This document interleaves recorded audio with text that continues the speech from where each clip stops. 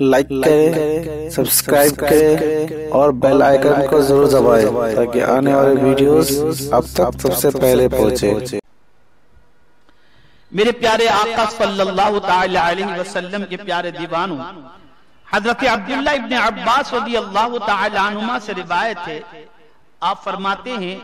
کہ حضور صلی اللہ علیہ وسلم ایک مریض کی عیادت کے لیے گئے۔ عیادت کے دوران آپ نے اس سے دریافت فرمایا کسی چیز کے کھانے کی خواہش ہے؟ دیکھیے ادب سکھا رہے ہیں کہ آپ بیمار کے پاس جائیں تو بیمار سے پوچھ لیا کریں کچھ کھانے کی تمنا ہے آپ کی؟ اس نے کہا گیہوں کی روٹی کھانے کو دل چاہتا ہے۔ یہ سن کر سرکار صلی اللہ علیہ وسلم نے فرمایا جس کے گھر گیہوں کی روٹی پکی ہو وہ اپنے بھائی کے لیے بھیج دے۔ اس موقع پر آقا کریم صلی اللہ علیہ وسلم نے فرمایا جب تمہارا کوئی مریض کچھ کھانے کی خواہش کرے تو کھلانا چاہیے۔ یہاں ایک اور بات بھی عرض کر دیتا ہوں، ایک اور حدیث شریف بھی اس سلسلے میں، مریض کبھی کبھی ایسی چیز کھانے کی تمنا کرتا ہے جو مریض کے لیے نقصان دہ ہو، تو میرے آقا صلی اللہ تعالی علیہ وسلم نے اس نقصان دہ چیز کو دینے سے منع بھی فرمایا ہے۔ مریض اگر سمجھ لیجئے کہ دمے کا مریض ہے،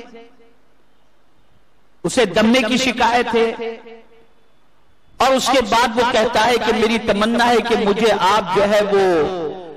ٹھنڈا پانی پلائیں یا آئس کریم کھلائیں، تو جو صحت کے لیے مضر ہے وہ مریض کی تمنا پوری نہ کی جائے، لیکن البتہ ایسی چیز جو مریض کے صحت کو نقصان نہ پہنچاتی ہو اور مریض کی وہ تمنا ہو تو آقا کریم صلی اللہ تعالی علیہ وسلم نے ارشاد فرمایا مریض کو وہ کھلا دینا چاہیے۔ اور میرے پیارے آقا صلی اللہ تعالی علیہ وسلم کے پیارے دیوانوں، آقا کریم صلی اللہ تعالی علیہ وسلم نے ایک اور ادب بھی سکھایا،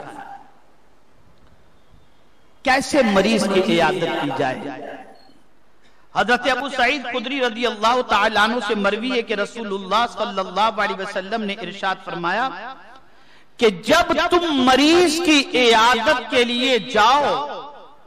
تو اس کی زندگی سے غموں کے دور کرنے کی کوشش کرو، غموں کو دور کرنے کی کوشش کرو۔ اس سے تقدیر تو نہیں بدلے گی لیکن بیمار کو خوشی محسوس ہوگی۔ آپ کسی بیمار کے پاس گئے، مثال کے طور پر ڈاکٹر نے کہہ دیا کہ لاسٹ اسٹیج پر اللہ نہ کرے کسی کو کینسر ہو، لیکن ڈاکٹر نے کہہ دیا کہ بھئی آپ کا کینسر بالکل لاسٹ اسٹیج پر ہے، تو اب مریض تو یہ سمجھے گا نا کہ اب تو میری زندگی چند لمحوں کی ہے، لیکن آپ بھی اس کے پاس گئے اور آپ نے اس کی عیادت کی اور آپ نے اس سے کہا خیر اب جتنی بھی زندگی ہے خیر سے گزر جائے، کلمہ پڑھتے رہو، یہ کرتے رہو، وہ کرتے رہو، اس کی بجائے اس کے دماغ میں جو غم بھرا ہوا ہے، ٹینشن بھرا ہوا ہے، اس ٹینشن کو سرکار فرماتے ہیں دور کرنے کی کوشش کرو۔ تقدیر تو نہیں بدلے گی لیکن آپ کے اچھے جملے سے اس مریض کو سکون ضرور مل جائے گا، سکون مل جائے گا۔ تو کیا کہو؟ تو آقا کریم صلی اللہ علیہ وسلم کسی مریض کی عیادت کے لیے جاتے تو سرکار صلی اللہ علیہ وسلم فرماتے لا بأس طہور انشاءاللہ تعالی،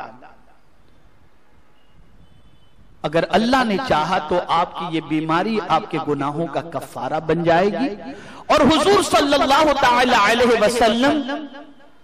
تسلی آمیز کلمات مریض کے لیے فرمایا کرتے۔ یہاں سے یہ بات ذہن میں آئی کہ جب بھی کسی مریض کے پاس جائیں بھلے وہ لا علاج مرض اگر کہتے ہو، طبیب نے کہہ دیا ہو کہ اس کا مرض لا علاج ہے، تب بھی آپ اس کو جا کر کے یہ کہیں کہ ہم اس رب کے ماننے والے ہیں جو مردے سے زندہ پیدا کرتا ہے، اس لیے ہمیں اپنے رب کے اوپر کامل بھروسہ رکھنا چاہیے اور آپ فکر نہ کریں، اللہ نے چاہا تو انشاءاللہ آپ جلدی سے روح بسعت انشاءاللہ ہو جائیں گے۔ یہ تسلی آمیز جملے اسے کہنا چاہیے۔ جیسے عام طور پر بڑے بوڑھے کسی مریض کے پاس جاتے ہیں اور اس کی عمر 50 سال کی ہو تو کہتے ہیں فکر نہ کرو، ابھی تو آپ کے پوتوں کی اور نواسوں کی شادی آپ کو دیکھنی ہے، کہتے ہیں۔ آج بھی بڑے بوڑھے جاتے ہیں تو اس طریقے کی بات کہتے ہیں۔